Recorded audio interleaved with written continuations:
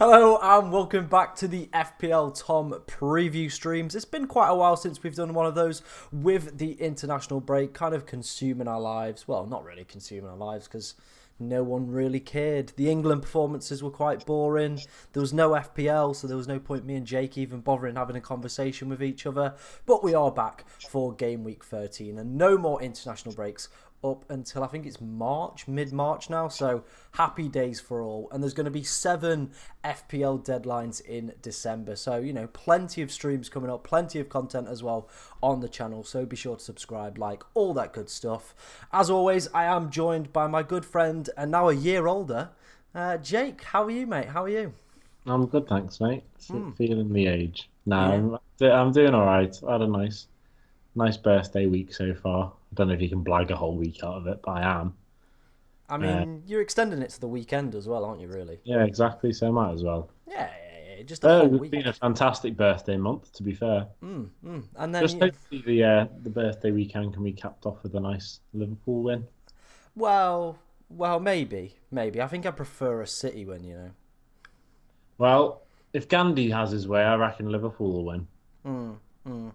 So Yeah, in Gandhi we trust, is what I can say. in Gandhi we trust. We've got some regulars back in the chat as well. We've got Josh, we've got Turkey in a Bush. If you do have any questions throughout the stream, get them in as we will try to answer as many as possible. Coming up in today's stream, we've got Bed Shitter of the Week. We're going to start off with that. We're going to go through our Game Week 13 scores, both mine and Jake's, and our team selection ahead of Game Week 13. And then we're going to finish up on the best Bowen/Matoma replacements. I know Matoma has been pictured in training today, but we are still going to look at some potential replacements that you might want to go for in Game Week 13. But we're going to start off with Bed Shitter of the Week, an illustrious award that we give out every single week to one lucky player who was basically, put in a really poor performance, knackered up your FPL team.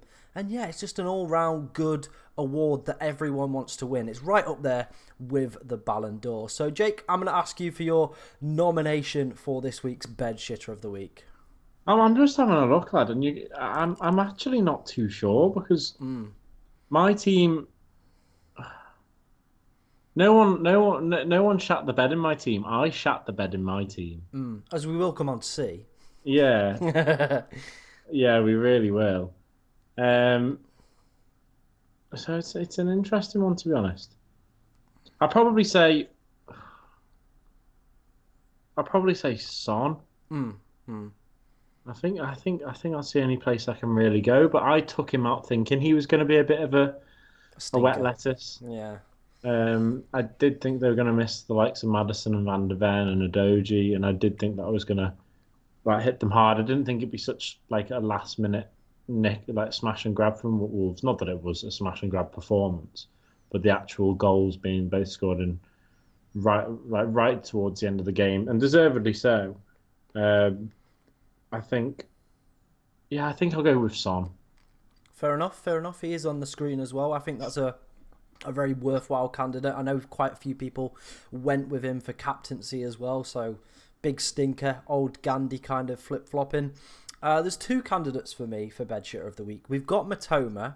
Obviously, he was benched, then came on at half-time for a one-pointer against Sheffield United. A fixture where you'd be like, great, I've got Matoma. Brighton should do extremely well. A 1-1 result. So Brighton on their own probably deserve to be in this nomination. And then the fact that Matoma only picked up a point in that game, massively, massively disappointing. Craig Dawson is my other shout. He didn't actually play in my team, but I needed him for this week, and he got himself suspended by picking up a yellow card. So, Craig's not done great, to be That's honest. brutal, lad. Yeah, That's brutal. it's awful, isn't it? It's really, really bad from Craig. So officially, Craig Dawson's season is over. But he might survive another week in my team. We will see. But I think I'm going to go with Matoma. Sheffield United, I think it was at home or away. Regardless, Sheffield United, always a great fixture. You'd want your top quality players like him to be playing in those games. You'd be expecting at least an attacking return out of them. And to come away with 1 point, yeah, it's a real blow, isn't it? So we're going to go with Matoma. You went with Son. So let's get that poll created for Bed Shitter of the Week. It's one of those that you'd expect it to have just been a formality with Matoma. Oh yeah, To be fair, it didn't help. I think they went down to 10 men, didn't they, Brighton? So they did. that's what shot them in the foot. But I don't think Dahoud or whatever his name was can be in this, considering I don't think he's really owned by many. I don't think anyone owns him at all. Right, the poll is out in the chat if you want to get your votes in for that. Bed shitter of the week, Matoma versus Son. Get your votes in, and we will kind of collate those results at the end and take a look and award bed shitter of the week. If Nicholas Jackson's watching, you've still got 2 awards here, pal. You might want to get yourself down before everyone starts buying you again in a couple of weeks when Chelsea's fixtures turn nice. You might want to, you don't want to really pick up a stockpile of them, do you? But yeah. Right, let's move on to your team, Jake, for game week 12. Talk us through kind of what went well, what didn't go so well. Obviously, a big glaring. I can't see you on screen. I've got a big grin. I've got a big grin because there's a big glaring kind of 32 points on the bench there. Yeah. I like how you're including Charlie Taylor. Well, Charlie Taylor's points got to be included. It's got to be included. He matched Gahey. That's all I'm going to say. So yeah, talk us through what happened, Jake. What happened? I think it's something that we've spoken about for a few weeks, and the fact that you said that there'll be no doubt I'll pop into your live stream and start oohing and ahhing. And on face value of my team, it looked really strong. Like all my players had decent games. Like with West Ham at home to Forest, just after Kudus had a cracking week the week before against Brentford. I thought there was a chance he'd be like continue that nice little streak. Like I said, I was really confident that Wolves would get a win over Spurs. Well, no, I was really confident that Spurs would find it extremely difficult to win that game purely because of how many players they missed. So much so that I took my transfer of Son out, thinking that would be the sensible thing to do. And to be fair, at like 2:30 after the early kickoff, I thought I'd made the right decision, albeit I know it was 2-1. On another day, it could have been 1-0, but it was going to be a close game. Not many goals in it, not many clear-cut opportunities, and I did think that Wolves would have the better opportunities because they were just lacking Spurs, just lacking that creativity in Maddison. Pardon me. So yeah, I feel like that one's a little bit of a harsh one because that could have gone anyway, and I did call the result right. Just a shame I didn't call the fact that Spurs would score. Yeah. So yeah, that already cuts out 2 of my players, but I don't think that's where the problem lies.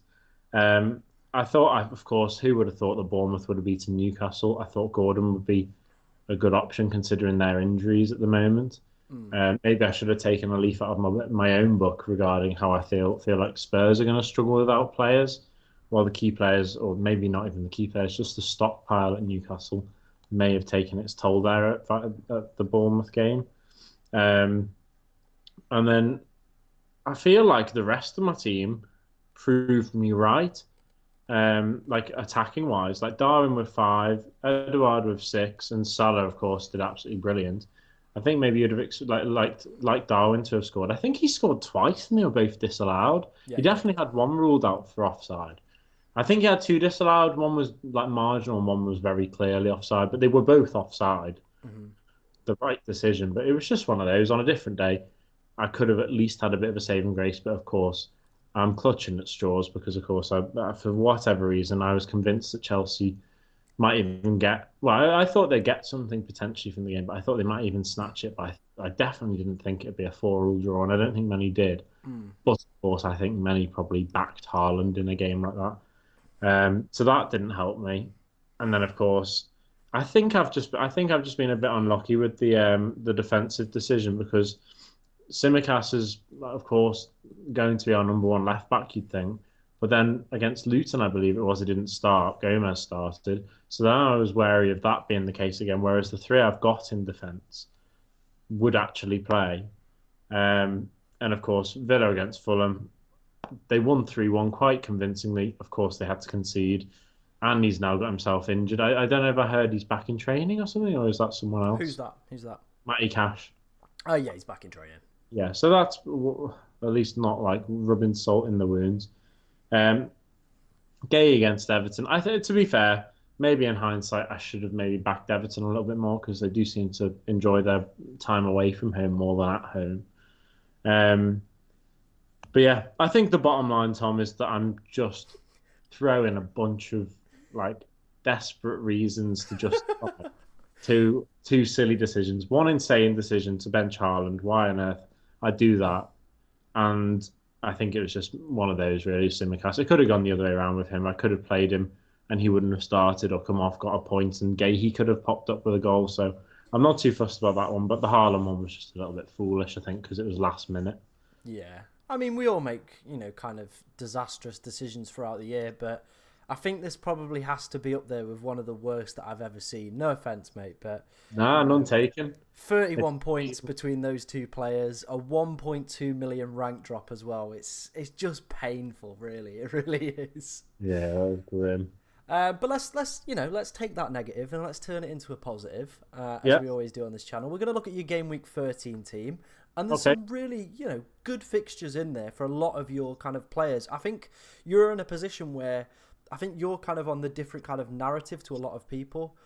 A lot of teams this week don't have kind of the quality that you have in terms of players with good fixtures this week. So, kind of talk us through the process that you're thinking at the moment. Well, yeah, I think I would have wild carded with this in mind, thinking that the rotation. I mean, you definitely mentioned it with. I know hasn't paid off to the greatest of extents for you so far with Craig Dawson being suspended. But you Mm. did mention that Wolves had a really good rotation with a lot of the bigger teams over the next few fixtures. Um, so of course I've doubled up on Wolves, I've doubled up on Palace, I've doubled up on West Ham, and then of course I've doubled up on Liverpool as well, but that's something I would have done probably anyway. Mm. But the likes of Palace, West Ham, Wolves, I would like to think I can back them to get a good result.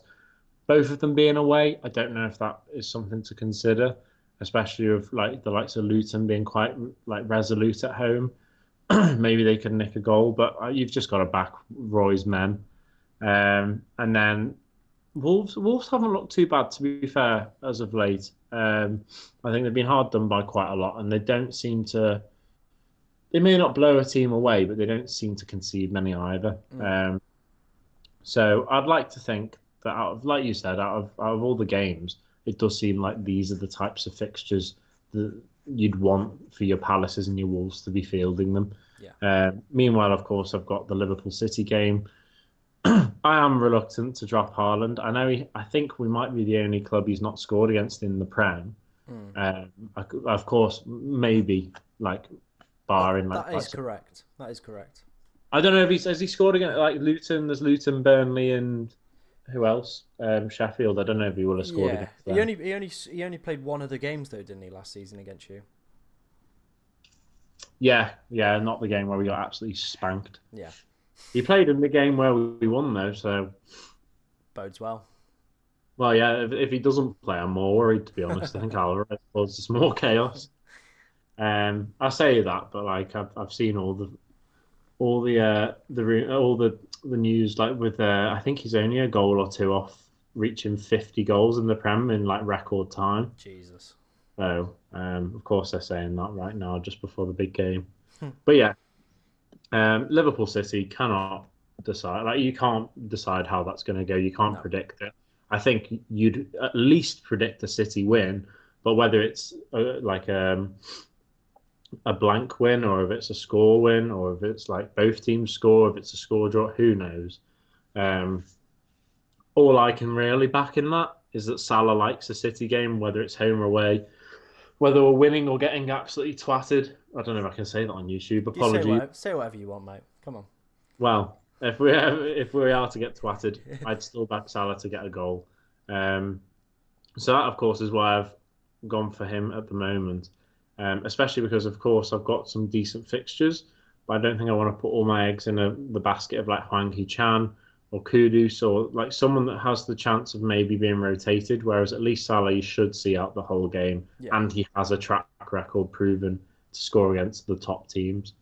So yeah, Darwin's been in really good form as well for his international team. So I do quite like that. And of course, I think I prefer playing this game. Oh, we will get Jake back. Don't worry. There's never a smooth stream on this kind of channel, is there? Here he is. Here he is. Hello. What happened? You just kind of froze up, mate. You just kind of froze up. Like I was just saying, never an easy, smooth stream, is there? What was the last thing I said? You was talking about Darwin Núñez. Was the last thing you spoke Oh about. yeah, no. I was just saying he's done well for his international team. So, and as much as like it might be a Liverpool game, and usually I would rather not have the players in. I've got them in for a reason from my wild card, and you know what? I fancy them ahead of any of the players on the bench. I know 1 point Charlie is there and reliable as ever. Oh yes. I know Simicast. It's one of those really because it's away to City. There is even the chance he'll get benched and they'll play Gomez at left back. And even if he does play, I would be very, very surprised if we came away from that game with a clean sheet. I mean, the only one I'm thinking is, of course, I played Anthony Gordon away to Bournemouth. It just would be so typical after benching him in the Arsenal game when he scored that he would be the man that scores against Chelsea. So that is one place I am maybe oohing and ahhing. Yeah. I feel like Haaland's going to play. I feel like Cash is going to play, like you've just clarified. So I feel like those two I'm going to stick with. As much as I don't really fancy them away to Spurs, regardless of the injuries, I don't think I want to take a transfer on that. Unless there is something that I'm being naive and missing. I was having a look at Forest. I think Forest have got quite a nice run coming up. They do. So that's something maybe I could like look to maybe lean on towards, maybe taking out someone like a Charlie Taylor. Just so I've got a decent rotation, especially if they have got a good run. But then again, they don't really like keeping clean sheets themselves. No. But yeah, overall, I'm not too disappointed with that. I think Salah's the best choice just for a bit of confidence in the player's track record. Of course, Bruno Fernandes likes a game against Everton, so that's also somewhere I could maybe look at because he's scored quite a few at Goodison Park. But then, of course, we're talking Bruno against United for United's this current United side who really are so inconsistent, and if anything's going to happen, he's going to have to pull a rabbit from the hat. So, sorry, I've just got indigestion whilst I'm trying to explain myself. Professional as always. Yeah, I think it's only between those. I mean, I say it's only between those two. Am I being absolutely stupid, Tom, and just ignoring Haaland? No. I think that is where a lot of people are going to be. I think there's going to be quite a big split this week in the way that people go with their captaincy. It's so hard to call that game, like you said. Like, there's no. I would say City are favourites, but after kind of the 4-4 chaos show that was 2 weeks ago, can you predict what's going to happen in this Liverpool City game? Like, you've started the season really well. City do seem vulnerable at times as well. Like I said, that Chelsea game, there's definitely areas that you can exploit. And attacking wise, I think you've looked quality going forward, especially Salah. He's, started the season brilliantly. So I think it is just a 50-50 split. Who do you feel more confident in backing? And with your kind of, international break, the front three, Diaz, Núñez, Salah have scored like a hatful. They scored like 12 goals between them. That's what I mean. Everyone in that team is full of confidence, high on form. How bad is that Haaland injury? Was it a precautionary thing, or is it going to kind of maybe impact his minutes in this game? You don't know. Whereas, like I said, I do feel like Salah could see out the full 90. Whether or not Haaland has fully recovered is a different kind of conversation, isn't it? Exactly. And even if City are going to go and absolutely spank us, if they go a couple goals up and Haaland's not on the score sheet, Pep might look to rest him. And then there's Salah still has the second half just to even get a consolation. Like a penalty or something, Yeah, whereas I feel like if we're 4-0 up, I don't think Salah goes off. No. Agree with that. I think the only thing that I'd potentially flag is maybe Darwin Núñez. Just because he played, it was either Tuesday or Wednesday he played. And obviously you're the early kickoff. So whether or not Klopp maybe benches him for that one, that's a good point. That's my only concern. So maybe Anthony Gordon makes his way into there against Chelsea. But yeah, that's the only thing I'd probably flag. So would you not have any transfer recommendations potentially? Would you? I think I'd keep Darwin though, because if you look at Liverpool's run after City, there's some really tasty fixtures in there. Fulham, Sheffield United, the next two after that. You'd want Darwin for those two, wouldn't you? Yeah, so you wouldn't. Would you say my team's looking strong enough to hold off on a transfer? Yeah, I definitely think so. I think you're in a lot better position than people who've got maybe Batoma, Bowen, If Cash is fit as well, it's whether or not you want to maybe hold him. I don't know. Maybe you want to look elsewhere, but I mean they've got Bournemouth away next week, so again, good They're fixture a for him. they're a good side regardless. They I know are. they've They got are. City coming up. They're all. I would say it's only really City home or away, and Mm, then a couple of the traditional top sides away from home that they're not going to keep a clean sheet again. yeah. Against all the other games, if they're at home, they look really, really good, and if they're away, I feel like they'll be quite strong favourites. So I think he's a good asset to have. It's just whether it's worth bringing someone in like I said, like a Forest player at the back, or Mm. someone that's still reasonably cheap, doesn't have to play every week, but has got a good run, and could maybe jump in for like a game again, like when Cash is away to Spurs, and you will really back Spurs to get a goal. Well, a defender that's kind of been on my radar, obviously doesn't have a good game week this week, but it is Ethan Pinnock. There's some Okay. really, really strong fixtures coming up for Brentford. They have, I think they're the leading team for XG created from set pieces. And I think Ethan Pinnock's second amongst defenders for XG as well. Well, So I think it is a matter of time before he scores. It could even be against Arsenal, which would be so typical. But in game week 14, they play Luton. And in game week 16, they play Sheffield United. oh, okay, So some, fixtures where you'd expect them to keep a clean sheet. And if you can yeah, pick up a set-piece goal as well, you're talking like a 15, 16-point haul. Happy days, isn't it? it really is, yeah. But yeah, I think your team's looking pretty good this week. A lot better than like most people's teams are kind of looking. Obviously, that captaincy decision, I think it's just go with your gut, see how you feel. And if you're back in Salah, I think that's probably the way I'm leaning a little bit more. So yeah, Fair enough. fair enough. Are Fair you enough. backing City to win still? Would you say? I think I am just, but I think it's going to be a really interesting and tight game. But we'll see What what should be like happens. 7-1 to Yeah, someone? 7-1. I've said a tight game. I absolutely know nothing about football. We have had a question in from RP101. He's asked, should I go Shaw or Mikalenko? For me, I would not go near Mikalenko, to be honest.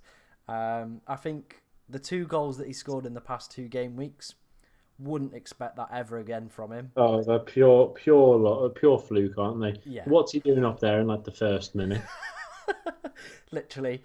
And then Newcastle wise as well, I think they're a little bit riddled with injuries, aren't they, to be honest? And Champions League midweek, the fixtures again quite difficult. They got to play Chelsea, United, Tottenham within the next 4 fixtures. So yeah. Why have Fantasy Premier League classed Burnley at home to West Ham as a green for Burnley? Yeah, I think sometimes they bed shit a little bit, don't they? Yeah, ever so slightly. Someone's asked what is the meaning of bed shitter. It basically means where you You're in don't. a bed. Yeah, it just means you've not had a good week. You've had a bit of a stinker, to be honest. You've performed exceedingly below the expectations. Yeah, Everyone. yeah, yeah, yeah. And like, if you pissed or shat the bed, you would be disappointed with yourself. You would have performed exceedingly. Yeah, you would have performed rather poor. If you're a kid, that's fine, whatever. But when you're like 23, 24 and you're still shit in the bed, yeah, Some people might frown upon it. Yeah, some people might frown upon it. People with we shit, celebrate it. yeah, people with shit and piss fetishes, they're all for it. So yeah. Well, this is an angle I didn't expect the show to go down. Someone's also asked, I took a -4 hit and sold cash for Kufal. Is it good? Personally, I don't think I would have gone for Kufal. A lot of people own Areola, and I think West Ham have only kept 1 clean sheet so far, which is not If they're good. going to do it though, if they're going to stack up a few clean sheets, it will be in the next 5 games. 100%, some really positive fixtures in there. Burnley, Palace, Tottenham, Fulham, Wolves. But I think they're like 16th, 17th for XG conceded in the league. So not a team I'd probably recommend doubling up on, to be honest. But it is what it is. And we also got nice explanation of bed shitter. Yeah, as always. There's always quality on this show. We're family friendly as well. Yeah, all good stuff. Right, let's take a look at how my team did in game week 12. And you know what? It's a complete flip side from Jake's with the old 32 on the bench. Right. I picked up 78 points this game week, and there's some really strong performers. Got the captaincy right, went with Mo Salah, could have gone with Haaland, but again, both were pretty split. Diaby picking up an assist, Watkins with a goal, Bowen with a goal as well. Defensively, the team was a little bit stinky. Cash with 2 points, Gabriel 2, Gahey with 1, and Areola with 2. The other kind of stinkers, Matoma against Sheffield United. It was a fixture where you would back, Matoma to do well. We kind of talked about that a little bit earlier. So I was disappointed with his 1-pointer. Craig Dawson on the bench, picking up his 5th yellow card of the season, now means he's suspended for that Fulham game, which is not what we wanted. It's just not what we wanted. But overall, a pretty good week. I think I had about 125,000 rank increase, breaking into the top 500k. So we're in a good position to kind of take on this festive period. And you know what? Yeah, pretty decent, pretty steady for my game week 12 points, to be honest. Any comments from you, Jake? No, mate, not at all. I think it's just one of those. I think my decision to bench those 2 players that I did really split the men amongst the boys, to be honest. Because if I had played those players, maybe not so much Simicast, but if I had been sensible last week in hindsight, of course I would have played Haaland over someone, even if it was someone like Edouard who's still got 6. There's still another 10 points there. So I'm eating up to the average. And then once again, I'm captain Bruno Fernandes, so I don't really know what I was expecting there. Instead of captaining someone that maybe would have been more reliable, like how you've captained Salah. So, yeah, I feel like you've just gone very sensible. You've stuck to your guns of the statistics and the form.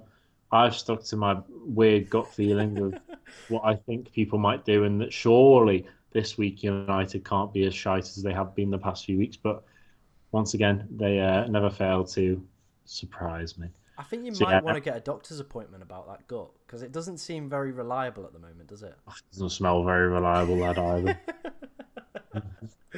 But yeah, it's that's a good performance. Just a little bit worried about all those flags. Oh, we'll come on to all those flags in a minute. Oh gosh. Do you want to? Yeah. Let's not even tease them. Let's dive straight in. Let's see all the flags that are there. Currently in the team, there are 5 flags. Matty Cash is flagged, but it looks like he's back in training. Matoma was pictured in training as well today, which is always positive. We're still waiting for an update on Jared Bowen, mainly down to the fact that apparently he's got fluid on his knee.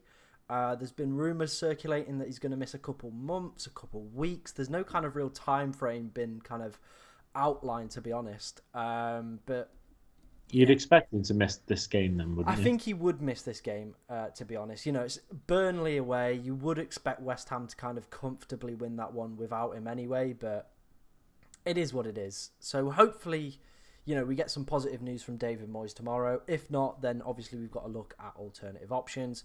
Lad, you've literally got the most beautiful man on the bench to replace him. Wow. You used to play the 9-point merchant every single week. Cameron Archer, I don't think he's ever going to make my team, to be honest, mate. What a fixture, though. What a fixture. I know, but I'm still reluctant to bring him in, I'm super reluctant to bring him in. And then obviously Craig Dawson picking up his 5th yellow card of the season.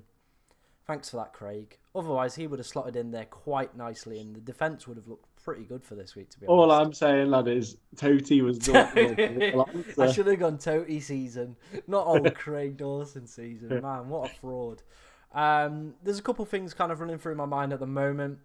It's all dependent on news we get around Matoma and Bowen. Originally, the plan was to take Matoma out anyway, before the kind of injury, but now I'm a little bit like, do I keep him? The top candidates for me are Eze and Palmer and Sterling. They're the kind of 3 players that I'm taking a look at the moment. They're the ones that I like. And then the same with Bowen as well. Those are the kind of 3 replacements I'm thinking. How about Gibbs White? No, not Gibbs White.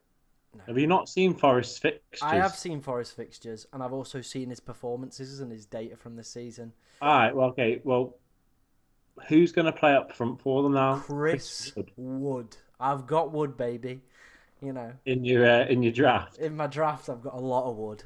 Oh, you're Yeah, telling me. yeah. 4.9 million for anyone interested, by the way. Good fixtures coming up. You know, you can also say to all your mates, "I've got Wood." You know, little joke you could have there. Especially Craig with that Dawson. only out for a few months. Yeah, exactly. Craig Dawson replacements. I'm thinking maybe Reece James. I'm thinking maybe Timothy Castagna. He's the one that's popped into my head. Bit of Fulham time. They've got some good rotating fixtures. Or Ethan Pinnock, like I did discuss a little bit earlier. But again, he would have Arsenal this week, so I'd probably play Matty Cash. So yeah, What about Serge Aurier? not Serge Aurier. I'm not going near Serge Aurier. Lad, Stop have you it. not seen Forest fixtures? I've seen the fixtures. I've Uh, seen the fixtures. I don't want any Forest players. Apart from Wood. I'm always up for Wood. you love a bit of Wood, to I be do fair. love a little bit of Wood. It does do it for me, to be honest. You know, and he's just smashing it really hard into the goal, not anywhere else. Yeah, and you're benefiting. Yeah. You're benefiting from all that Wood. You're getting Wood off that Wood, really. You are. So yeah, you know, it is what it is, really. What are you thinking of the team then, Jake? Where would you, if this was your team, what would you change and what would you kind of transfers be? Is it just one transfer you've got? I've got two. Oh, okay. Um. Well, I think I don't know. It depends on how confident you are on one way or another for the Spurs Villa game. Yeah. Um. How confident are you? Like, have you got? Would you pick a side, or can you not really decide? I can't really decide, but the injuries that Spurs have got, I do fancy Aston Villa to get a result. Mm. How long do you reckon you stick with Son? This is a tough question. Because it spares you a lot of money that, and then you don't have to like downgrade massively, especially if the likes of Bowen are long term. Mm, But I think the main thing, lad, that you'd be foolish not to do is start Cameron Archer for one of those flags, because I feel like if you're not going to play him this week, what's the point in having him? he's just there for the vibes. He just fills up that bench spot and just vibes. Well, as long as he stays in the number one spot and doesn't go behind Craig Dawson. Um, I feel like this is a game. If I had that team, I'd be playing Archer. Hmm. But you have got two transfers. I don't know. It really does depend. If you're back in Villa, it does kind of contradict one another. The fact that you've gone for Cash and Son, unless you think Cash is going to concede to assist. Um, I think it's one of those really though, because at least those two should be playing. Hmm. Then again, like, is it a bit of a risk? Like, who would play for Villa at right back? Do you think? Oh, it's going to be my cash. I don't think there'll be any If doubt. he was on the bench though, do they have a substantial, like a sufficient Uh, replacement? They have yeah. to, What's his name? It's gonna because they got Moreno, but he's a left back. Yeah. They got Pina. Is it Konza who plays right back when he's not fit? I want to Uh, say Konza. I think it's fair. Konza. I wasn't sure if he was more of a centre back, but maybe he'd just slide over one. Yeah. Um, Especially if the likes, yeah, Diego Carlos actually could potentially fill in there as well. Yeah. But yeah, it's just one of those. It just depends on the pre-match press conferences, really, doesn't it? Yeah. What people say, which players are going to actually be playing, on which are either a doubt or fully ruled out. Had a nice little flow to that. But yeah, I personally would be playing Cameron Archer. I had him in my team. And then yeah, I think the rest of it's sound, as long as you fancy Villa enough to have three of their players in. I know it's one of those really where like you may have places though that you need to prioritise making transfers for, rather than players that are actually going to play. Yeah. And I do get your point with the injuries for Spurs really putting it against them, but it's just the fact that they're at home, and I just don't feel like with Postecoglou they're the same Spurs. I know they got Spurs like a couple of weeks ago, but I feel like that was just one of those, really, to be honest. But Yeah, at home, they really have not changed if they don't manage to avoid some kind of embarrassment, I think, this weekend. yeah, yeah. My only other concern I've got with my team is Gabriel played 180 minutes on international. Now we've seen him rotated as well. I think he played Wednesday night against Argentina. Was that Wednesday or Tuesday? Like early hours of Tuesday morning. Early hours of Wednesday. Early hours of Wednesday. So is Arteta just going to go, bench him again? Yeah. He's got it in him. And obviously, He most certainly does have it in him. and it's a busy Christmas period coming up. Like I said at the top of the stream, there's 7 deadlines over the December period. You've got Champions League football as well, finishing up in the group stages. I can 100% see Gabriel missing a few game weeks. So if maybe we get the news that Matoma, Bowen are fit, do I maybe take 2 transfers, taking Dawson out for a defender, and then maybe taking Gabriel out as well? I know they've got good positive fixtures. On paper, it seems like a daft decision. But do I get myself a more nailed defender who I know is going to play every single week and is going to carry my team over that Christmas period? Just some thoughts. Do you think you're pretty set on taking Dawson out this week, or are you thinking of keeping him? Well, this is the thing. If we get like news that Matoma and Bowen aren't going to play, I think Dawson stays. To be honest, I think then I'd probably go Mbuemo and maybe Palmer or Sterling again. Those would be the 2. Not Gibbs White. Not Gibbs White. But yeah, I think that's the way that I potentially go. To be honest, but we'll all see. Do you see? So is it similar with, despite the fact that Spurs are at home to Villa, you fancy in Villa? Do you fancy Chelsea away to Newcastle purely because of their injuries? Yeah. Chelsea as well, data wise, are actually in a really good position. So I think they're obviously, if you look at their fixtures coming up, it's Newcastle this week, which on paper looks a real difficult fixture. But I think Newcastle, they've got a huge game in the Champions League midweek that they have to go and win. Yeah. If they want to keep, their Europa League dreams or Champions League dreams alive, they've got to go and win that game. So maybe their focus is going to be a little bit kind of swayed. And then next week for Chelsea, it's Brighton. Brighton are yet to keep a clean sheet. Again, they look a little bit of a mess, not even beating Sheffield United. And then United the week after that. And you're just thinking, wow, United again, they're not really, Their teams, they can definitely score against them. 100%. Have been quite influential in that. And then you've got Everton, Sheffield United, Wolves and Palace after that. Nico's back. Yeah, Nico Jackson season, it's cooking. It is cooking, to be honest. It's looking pretty filthy. It is looking very filthy indeed. But yeah, there's some of the thoughts that I'm having at the moment. Nice. Right, finishing up today's video, we are going to kind of continue this discussion around midfielders. A lot of people are going to be in the same position of potential, Matoma and Bowen replacements. Who are the best ones that I have recommended? Obviously, Jake's going to say Morgan Gibbs-White, but I haven't included him on this table. But the 5 players that we are going to talk about are Eze, Saka, and Mbuemo, Palmer, and Sterling. As you can see on screen, we've got their past 5 game weeks data, their goals, their assists, their expected goal involvement, points, price, and ownership as well. So we're going to start from the left-hand side, and we're going to start off with Eze, returning from injury in the past 2 game weeks. 1 goal, 1 assist. Good XGI for a player that has only played about 128 minutes. And as you can see, at a rock-bottom price of 6.1 million, with a super low ownership of 4% as well. Jake, the next 3 fixtures for Crystal Palace are looking pretty fit as well. Would you recommend going for Eze? Yeah, I really don't see why not.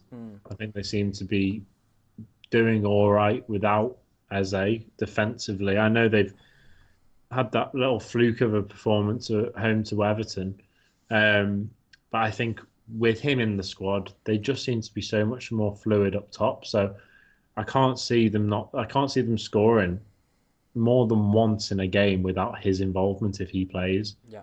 So I think that's a good shout. Michael Elise being back as well always helps with the kind of creative pot as well. Yeah, definitely. definitely so. So Eze makes it in there as a potential buy. Obviously, the next three are the kind of ones you want to go for, so a little bit of a short-term pick. But we're going to move on to the second option in Saka. Now, he's picked up 3 assists over the past 5 game weeks, but the expected goal involvement is pretty dismal from an XG kind of standpoint. 50% owned, so kind of you're not going to get too much kind of rank gain out of him. And at a quite pricey point as well, 8.6 million. The fixtures are definitely there for Arsenal with Luton coming up in game week 15. But is he worth that price tag, Jake? It's a tough one, really, because if Arsenal are going to win a game, then they are going to have Saka being involved. I think the fact that there's 50% of people and it's 8.4 mil, you may want to look for a differential. You may opt to look for someone cheaper so that you can have sneak the advantage over the 50%. Because I was surprised that's as high as it is. Because neither of us have him in our team, do we? No. Yeah, exactly, and it just shows that there are plenty of options in midfield, as we can see here. Arsenal do have some good games though, so if your heart's set on Saka, I don't see why you shouldn't go for him. But I can definitely see that there are still just as good an option in other players that are considerably cheaper. So it's just whether you feel like Arsenal are going to perform better in these fixtures, really. True. Moving on to the third option, I've gone for Brian Mbeumo. Obviously, a popular pick within the kind of FPL community so far this game week, and for very good reason. As you can see, 2 goals, 3 assists, good expected goal involvement. The second amount of points picked up on this list, and some very tasty fixtures coming up for Brentford as well. Arsenal at home, not the easiest fixture in game week 13, but then Luton and Sheffield United in 14 and 16, but they do have a blank in game week 18, so that's the thing to consider if you are thinking about going for Mbeumo. What are your thoughts on big old Brian, Jake? He's another good shout. He goes through purple patches, doesn't he? But then he does go through quite stinky patches as well. So you just need to hope that when you're getting him, it's when his purple patch comes back, because he might have scored. Did he score last week? He scored very recently, I know that, but it was after a real dismal run of him even having some really decent opportunities in games. He was just wasting golden opportunities. So. But when he is firing, like at the start of the season, he was the top scorer for a couple of weeks on the game. Yeah. So I don't think he's a bad shout, especially if they've got some good games, like you mentioned, especially with the likes of Pinnock. I don't think that's a bad shout either. He's on set pieces as well, I believe, unless that's changed. No, he's still on penalties. So yeah, it's not a bad shout. It's still a fairly high ownership. So of course, if he's having a smelly run, it may not be worth. If you can benefit from him having a really nice little few games of getting involved in the goals, great. But if he starts to go off the boil, it may be better to run and hide and find someone a little bit cheaper, just so that you're not rotting away with the other 23%. I know I'm saying quite strong words for someone that has just benched Haaland and Civica. Yeah, but I'm just, if I'm thinking about it normally, rationally, I think I'd look elsewhere if you see him to start to go sour, rather than praying that he changes. I think he's one of those that seems to really kick on from a bit of confidence from getting that goal. So if you see him and he scores, maybe stick with him, because he could go on a nice little run. So that's not bad.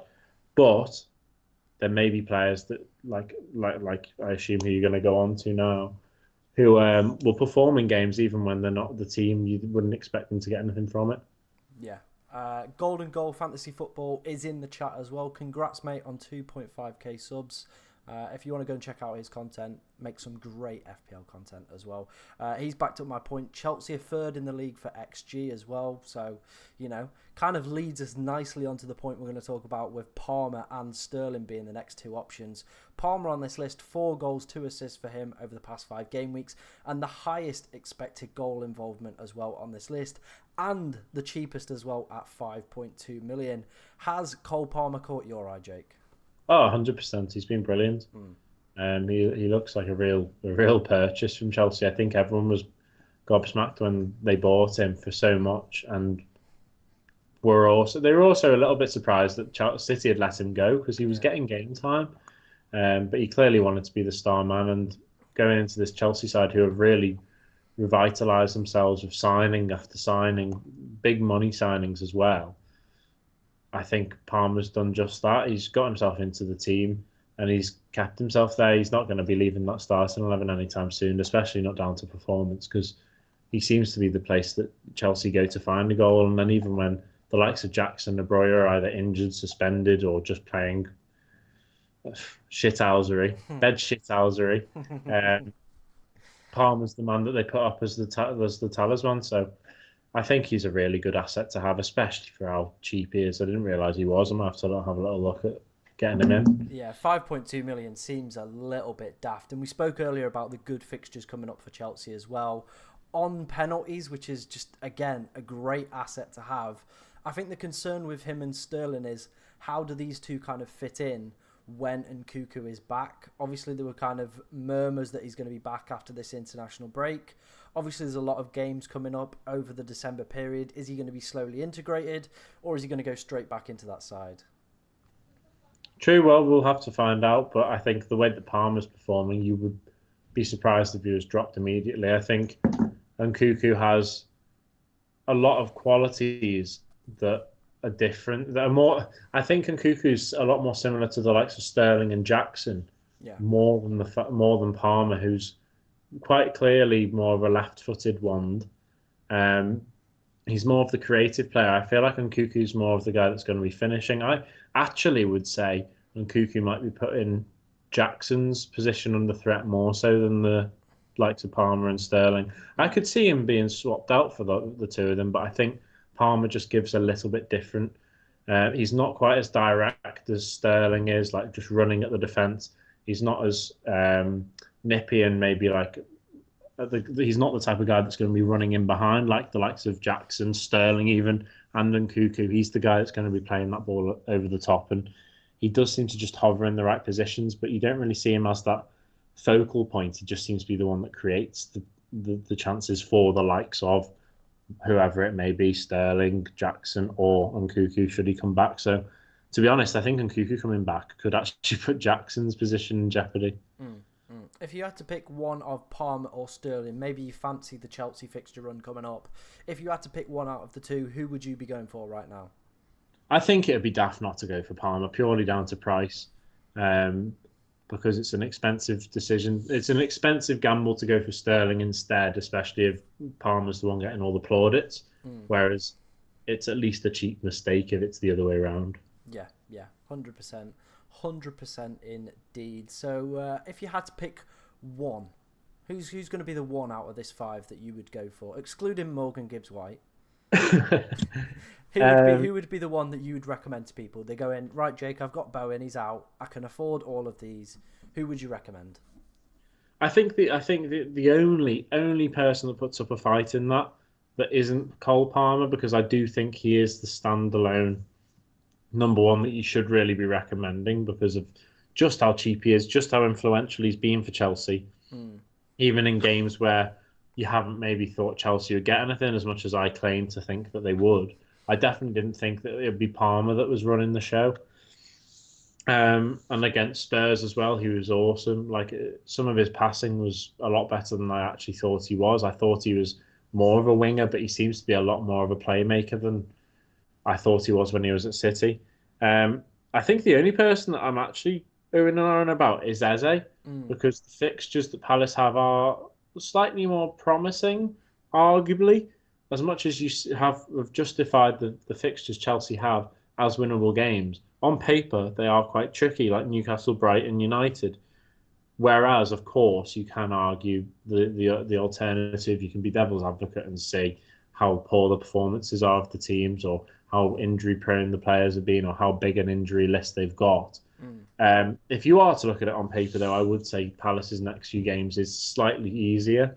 And so it's something that maybe the likes of Eze owners would be more like licking their lips for. Whereas with Palmer, you'd be like, well, let's just hope that if Chelsea can perform here and make the most of a side like United or Newcastle or Brighton who aren't at their best, then Palmer may be the person to do something. Whereas when Palace are playing Luton, you'd almost expect Eze to be involved. Does that make sense? Yeah, I get what you mean. But yeah, that's not me saying don't go Palmer because to be honest, I think I would be more inclined to go for Palmer. But the only person I can really think of that puts up a good fight there is Eze purely down to the fixtures. Mm, mm. I think I agree with that. Golden Gold said very similar thing. He's going to go for Eze, then on to Palmer in game week 16 to getting the best out of both kind of size fixtures. Maybe that's something you want to look at as well, with your teams. If that is kind of the case.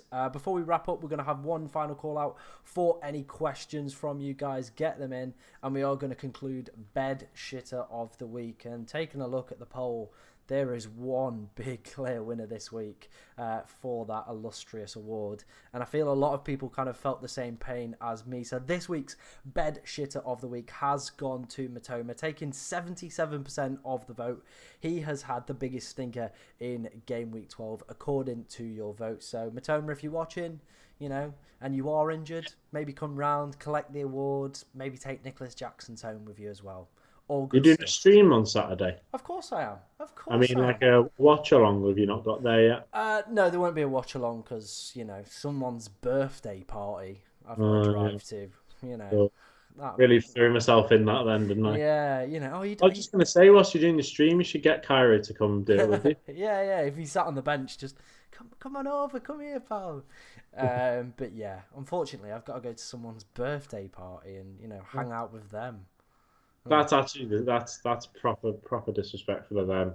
Yeah. It was a birthday when you should be streaming. Exactly. Who goes, you know what? Let's invite this really cool content creator over to my birthday party when he's got to be making videos. Lad, it's all for the clouds. I've got FPL Tom coming to my. Is there any women coming? Just wanna flex that. No, I've just got all the FPL lovers. No, damn it. Well, And as we know, it's not many women. No, not many women. If there are any women, we're close to 2.5k. Fancy a trip to Berko? You want a man with a bit of success. Well, I'm here, ladies. I am available. And like I said, if you wanna dabble, maybe date a little bit of a playboy with close to 2.5k. I've nearly forgot what I've said. Then get yourself down to Liverpool. We'll be there. Not in Albert Schloss, but in other locations. That's the one location we won't. That's a question. That's a conversation I think I might have to have with you after this stream. Oh God. I'm only messing. Oh no. Let me have a look through the chat as we have had some questions come in a little bit earlier that I missed. Pranav, I hope I'm pronouncing that correctly, says Tom loves wood. That is correct. He's also asked downgrade Alvarez to Wood, then Watkins to Haaland in 15. Thumbs up or thumbs down? Do they have?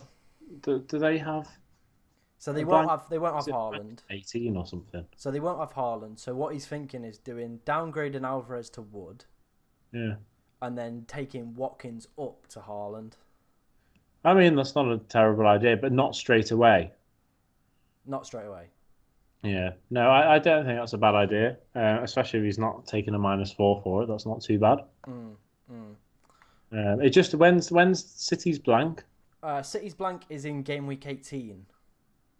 And are those two games that he's going to be benefiting from Haaland in 16 and 17 worthwhile? True.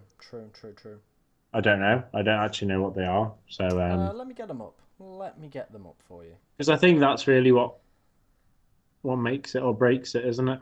Mate, they are. That Luton game. Yeah, mate, great idea. And you can just bench him. I mean, you shouldn't listen to me about when you bench Haaland. He'll still do something game week 18 now that I'm benching him. But the games afterwards are really nice as well, aren't they? Yeah, they're really good. And then that potential double that they might have in game week 20 as well. Oof. Jamie said this show has changed. I wonder at what point he's decided that. What point have you decided, Jamie? Was it me pleading for women, or was it me, pleading for wood? Pleading for wood.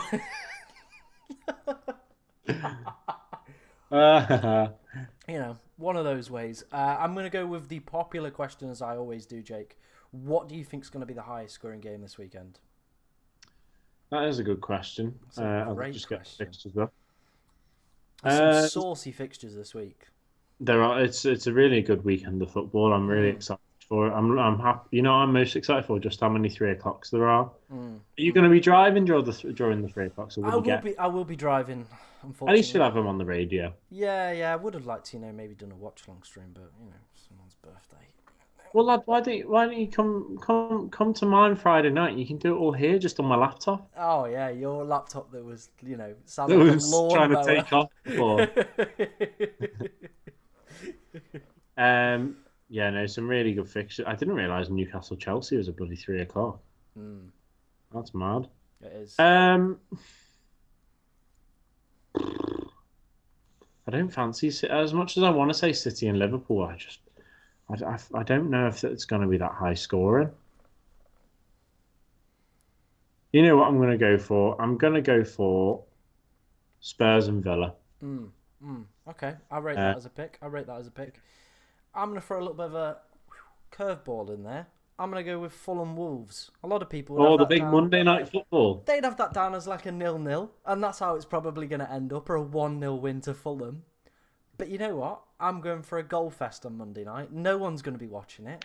No one cares I about like it. that. I've got Oh like yeah, no, well, no, I've got Toti and Hwang Chan or whatever on there. yeah. Jake might watch it, and if I maybe bring in Timothy Castagna, I might watch it as well.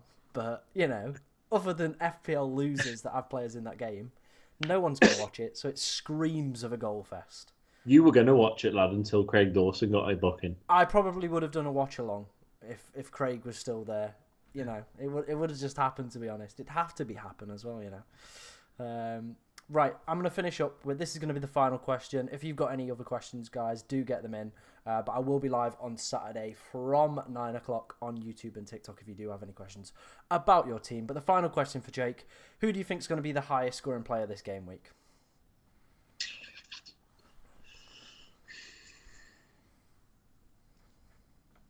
I don't know if I'm just being completely biased. I'm not going to say who I think it is, and I hope people that have watched this for a while know why I'm saying this and who I'm saying it. But I'm not going to say it in case I curse it, because every time I say this, I'm wrong.